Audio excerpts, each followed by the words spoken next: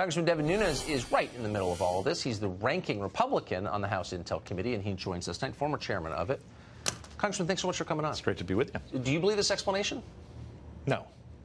No.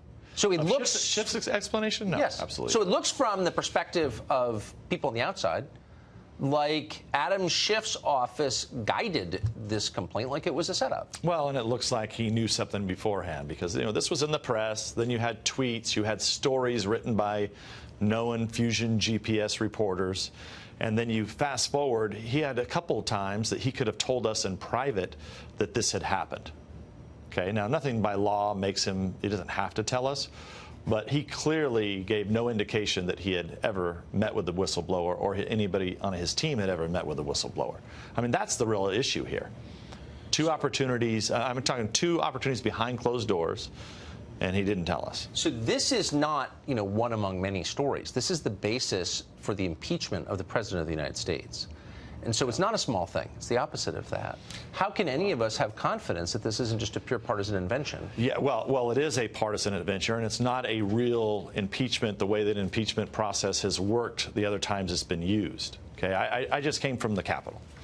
And we had, 9 hours of Ambassador Volker, which if you listen to the mainstream media and the Democrats, this was going to be the guy that was going to give up all the goods on Rudy Giuliani, and because this was the special envoy to Ukraine on behalf of the Trump administration.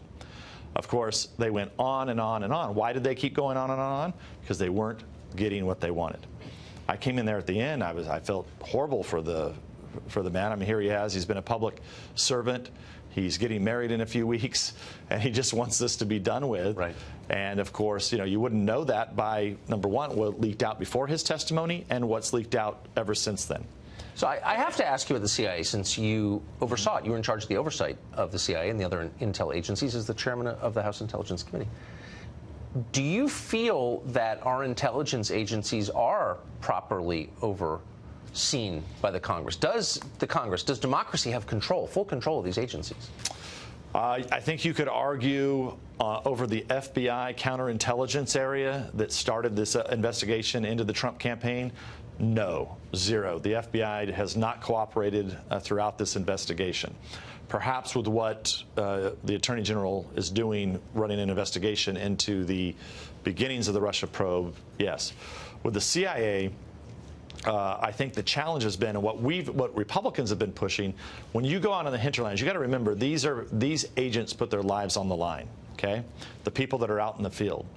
The challenge you have is there's way too many intelligence officials and consultants and former agents and now pontificating on networks that live here in the swamp.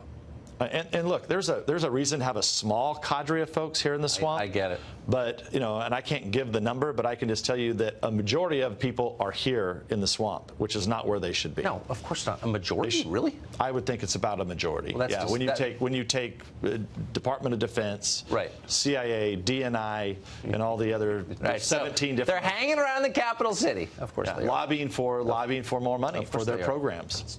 And I'll tell you one thing that people forget. I was the one, ironically, in the spring of 16, when they're opening an investigation into the Trump campaign for colluding with the Russians, I went out and said the biggest intelligence failure since 9/11 was our inability to understand Vladimir Putin's plans and intentions. In the spring of 2016.